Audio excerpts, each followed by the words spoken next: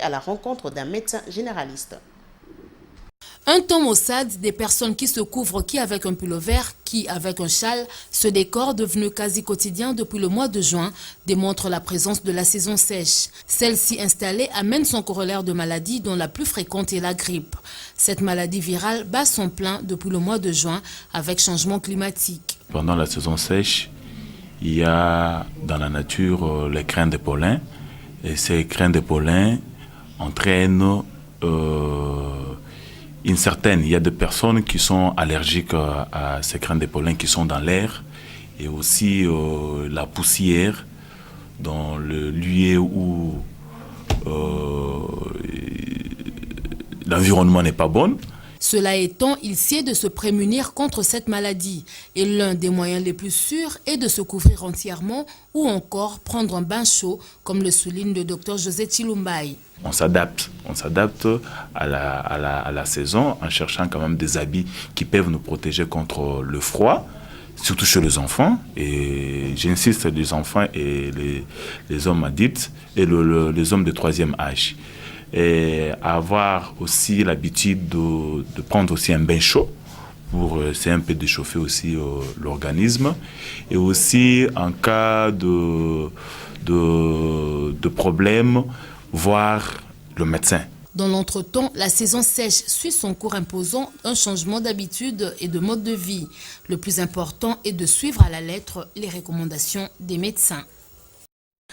Les habitants de la commune de Selembao, précisément au quartier Mbala à Badiadingui, se disent délaissés, appelés à vivre la peur bleue dans le ventre à cause des têtes d'érosion qui avancent du jour au jour le jour.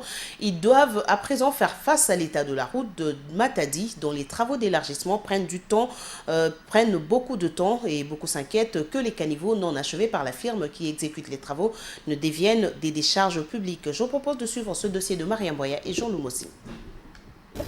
Mon côté.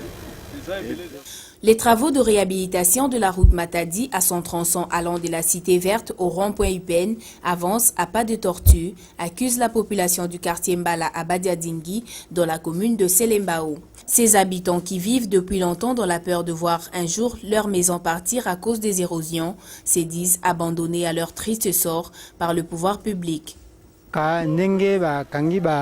Depuis qu'on a fermé les artères principales pour la réhabilitation, cela empêche la circulation, que les autorités nous viennent en aide. Je viens de parcourir une grande montagne que les autorités songent à réhabiliter aussi ce quartier, en vue de nous faciliter la circulation, dit cette femme. Quant à l'élargissement de la route Matadi, ici à la Rézapé, la population exige de la firme qui exécute les travaux d'accélérer avant le retour de la pluie. Notre quartier est un quartier qui a des problèmes d'érosion. Où irons-nous lors de la saison de pluie? Que ceux qui exécutent ces travaux le fassent vite, c'est vraiment malheureux pour nous, dit cet homme. Cet homme, lui, évoque la question du traçage d'avenues dans ce quartier où les maisons sont construites en désordre. Les propriétaires de véhicules laissent leurs engins au bord de l'avenue. Il n'y a pas d'avenue à ce tronçon Bukamikua. Les gens ont leurs véhicules, mais il n'y a pas d'accès le long des avenues. Nous achetons des voitures, mais on ne sait où les amener à cause de cette situation. Que les autorités songent à ces habitants.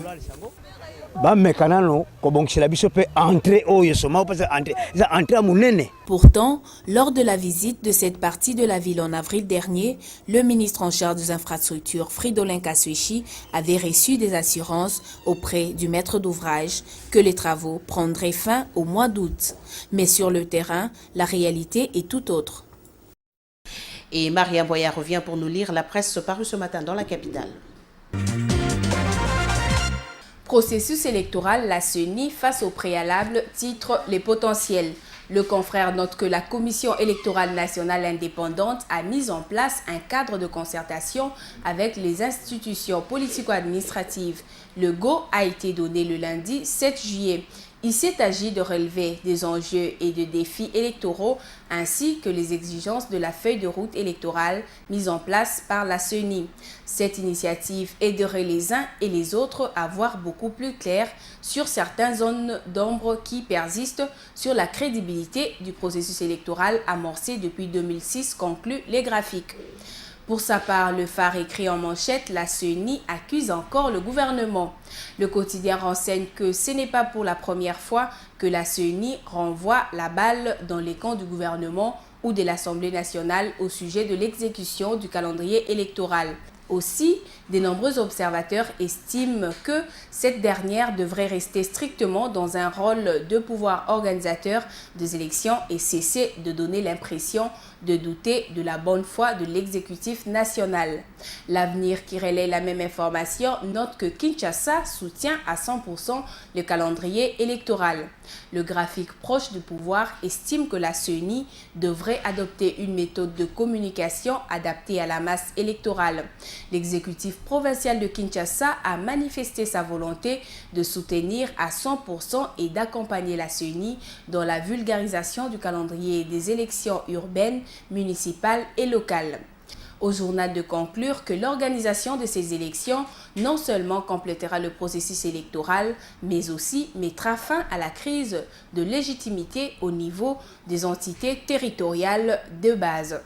L'Observateur, loin de question des élections, parle de la tenue au Canada de la 40e session de l'Assemblée parlementaire de la francophonie. Aubin Minakou a prêché l'effet Kabila aux Congolais. Pendant plus de 2 heures d'échange à l'ambassade congolaise pour dire clairement aux Congolais canadiens que le pays attend beaucoup d'eux, que les choses essaient de bouger dans la bonne direction, bref, que le Congo retrouve progressivement la voie de la stabilité. Pour boucler cette revue de presse, le Phare, dans ses pages intérieures, annonce la nomination par le chef de l'État de 9 membres de la Cour constitutionnelle.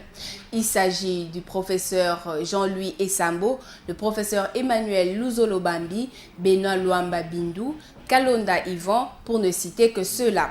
Tous répondent au profil requis pour se prononcer sur la constitutionnalité de lois et textes réglementaires, ainsi que pour traiter des dossiers sensibles des contentieux électoraux liés à la présidentielle et aux législatives nationales. Et ça sera tout pour cette revue de presse. Bijumbu Ndouaya. Merci Maria pour cette lecture de la presse et c'est la fin de ce journal. Merci de nous avoir suivis. Bonsoir chez vous.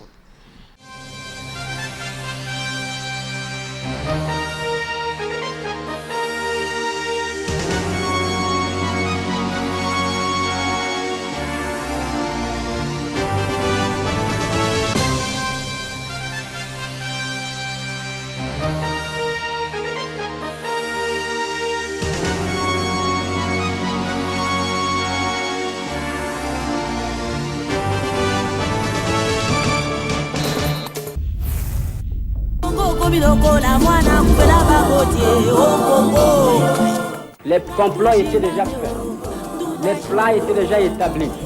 C'est d'imposer un gouvernement contre la volonté du peuple. La Belgique désire balkaniser ce pays. L'éclatement du Congo, c'est demain.